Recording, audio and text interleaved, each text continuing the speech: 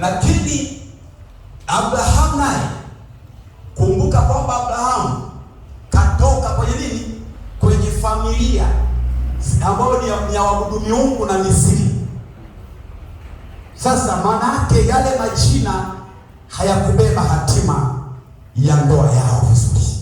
Mungu alipowabadilisha, kusema kwa mbele, ndipo akafanikiwa kupata watoto. Hilo sasa sio somo langu. Somo langu sasa ni kwa Sara. Sara baada ya kuona kwamba zile baraka ambazo Mungu aliwaahidia yeye na mume wake, waliahidiwa ya kwamba uzao wao utakuwa ni uzao kama nyota za mbinguni, na uzao wao utakuwa kama mchanga wa baharini. Maana yake watazaa, watakuwa na watoto wengi. Uzao wao utatapakaa dunia nzima. Uzao wao utakuwa baraka kwa dunia. Uzao wao utakuwa ni baraka kwenye ufalme wa Mungu. Lakini pamoja na hivyo, Biblia inasema ya kwamba Mungu alilifunga tumbo la Sara. Sasa jiulize, Mungu amekuahidia kuzaa watoto wengi, halafu anafunga tumbo lako. Mungu anakuwa na mpango gani na wewe? Amekuahidia kwamba kupitia tumbo la Sara nitabeba taifa kubwa. Kupitia tumbo la Sara, kupitia tumbo la Sara watatoka wafalme. Kupitia tumbo la Sara itatoka taifa ambalo litakalomleta Yesu Kristo duniani. Bwana Yesu asifiwe sana. Mungu akaamua kulifunga tumbo la Sara.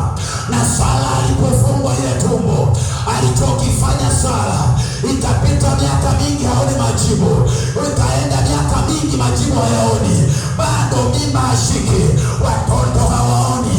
Alipoelekea uzeeni, akiwa ni bibi mkongwe wa miaka zaidi ya 80, huyo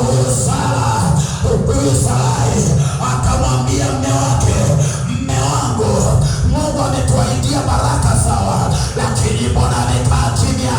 Lakini mbona amelifunga tumbo langu? Kwa sababu yeye ametuahidia na kuomba, mume wangu, ulale na huyo mfanyakazi ili tupate uzao, ulale na Hajiri ili tupate uzao, maana Mungu alituahidia uzao. Maana yake nini? Sarai alitaka mfundishe Mungu, alitaka mfundishe Mungu namna ya kufanya. Nikwambie asubuhi ya leo, njia za Mungu sio njia zetu, akili za Mungu sio akili zetu. Yeye Mungu anatuwazia yaliyo mema. Yawezekana umefikia wakati wa kukata tamaa, wakati wa kuchoka. Yesu yeye hajakuchoka, bado anakuwazia mema. Haijalishi una umri gani, haijalishi una umeenda kiasi gani, Mungu wetu achelewi wala hawahi, anafanya kwa wakati